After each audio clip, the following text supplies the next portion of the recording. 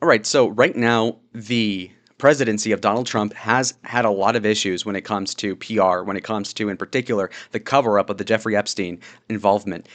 Now, Caroline Leavitt, who has been the White House secretary for about 6 months, has been having her ups and downs, but in particular, has had a hard time sweeping it up for the Epstein thing. Me personally, I'm pretty much unbiased. I support the president. I don't really care about the Epstein thing. I doubt that Trump did anything that immoral or anything. That's insane. But the cover up, I mean, I can acknowledge that the White House and people like Levitt are certainly lying. So I want to see how she deals with the press. Let's go. The Epstein documents are a hoax that Democrats are perpetrating against the president. You've said he didn't sign that check, that he didn't sign the birthday card that he allegedly signed. So what is the theory, since these documents came from the Epstein estate? Who is, I guess in your view, faking these documents? I did not say the documents are a hoax. I said the entire narrative surrounding Jeffrey Epstein right now that is absorbing many of the liberal cable channels on television is a hoax that is being perpetuated by opportunistic Democrats like Ro Khanna and the others whom you saw on that press conference outside of Capitol Hill, who are trying to push this hoax against the President of the United States. What exactly is the hoax? I'm just trying to understand what's fake, what's... So again, this seems to be a really bad defense. What do I mean? So a defense that'd be proper would be something along the lines of this was a forgery. This is not the president's signature. They must have done X, Y, or Z to make it look like it was. Here's why it isn't. Or if you can't do that, because obviously that'd be really difficult to prove, the counterfactual or whatever, then you would have to say something like, well, the book itself is a lie, which I think is pretty ridiculous. I know AI exists, but there's way too many nuances in like a 200-page release by Congress that, there's no way it's fake, at least not completely fake. So she's really pressed here, and I'm interested in how she deals with it. And so far, it's been pretty lackluster. She's saying that the major, overwhelming theme is that the Democrats are being opportunistic, which, yeah, obviously everybody could acknowledge that, or at least subconsciously they know it. That being said, just because the motivation is not pure by the left does not mean that they don't have Trump by the balls on this one thing. And she is in an awkward position where she can't really admit it either way. So let's see. Fake is not the document. The hoax is the Democrats pretending to care about victims of crime when they do not care about victims of crime, when they have done nothing to solve crimes, when they have done nothing to lock up child pedophiles and child rapists across the country, and when they are now using victims as political props to try and, again, smear the President of the United States and drag on this bad story about him. It is a distraction. The Democrats view this story as nothing more than an attempt to distract from the accomplishments and the achievements. That is such a bad line. Again, as a Trump supporter, I have a Trump flag over here. That is not a good line. Oh, you're just player hating. The Dems are just jealous. It's like, no, dude. They just see weakness.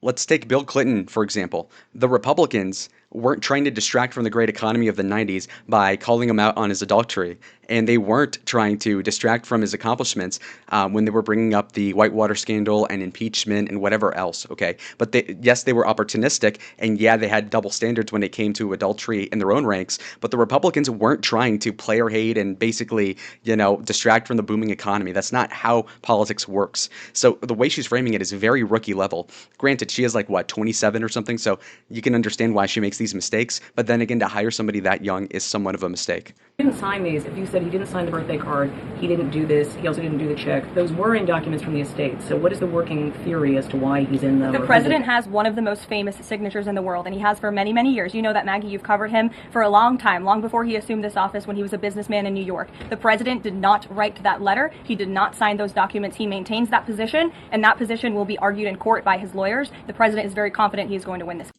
Okay, so very interesting. Again, doubling, tripling, quadrupling down.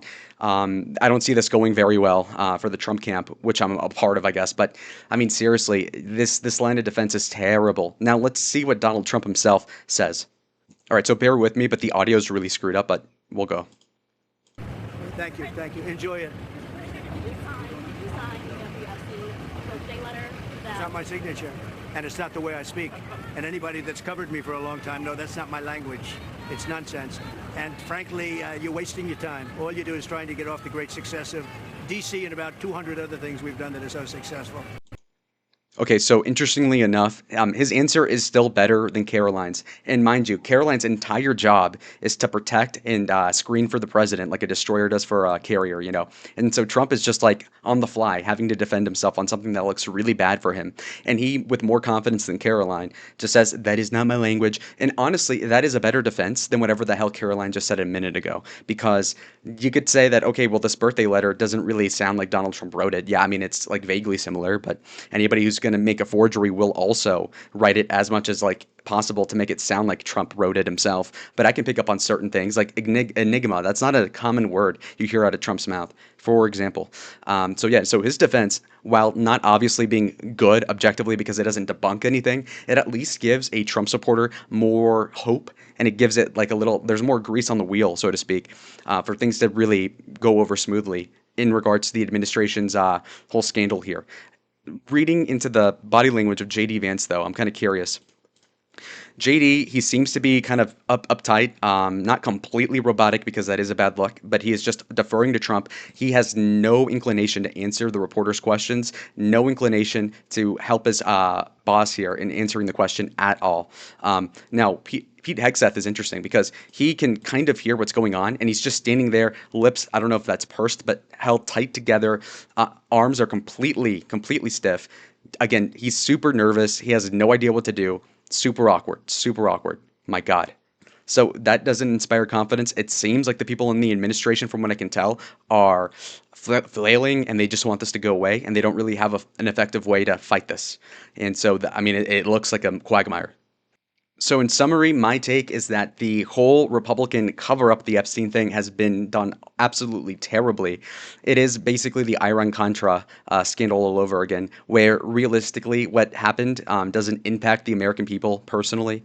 So, you can only really care so much. You could say, oh, this is improper. You guys are lying. That is the government I'm referring to. But does it really impact the grocery prices or whatever? It really doesn't. So, I feel like this is a cudgel that the Democrats, like they did in the 80s, will use to hurt on guys' cult of personality, but be it Trump or Reagan. And so I feel like this won't stop the Trump administration at all, but it is certainly a thorn on the side, and it's something that you can't really deal with effectively because it seems like Donald Trump is hiding something. Do I think it's anything like felonious or anything like? Do I think I mean, obviously he's been married to adult women. I really doubt that he's like Jeffrey Epstein in that regard.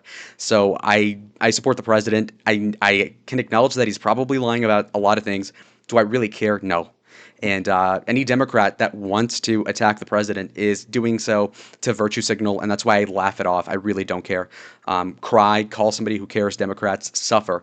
Anyways, comment down below if you think that Donald Trump will be hurt significantly by this sort of scandal. How do you think he's been responding? Karoline Leavitt's response. And anyways, like the video if you liked it. Subscribe if you want more content like this, and I'll see y'all in the next one. Adios.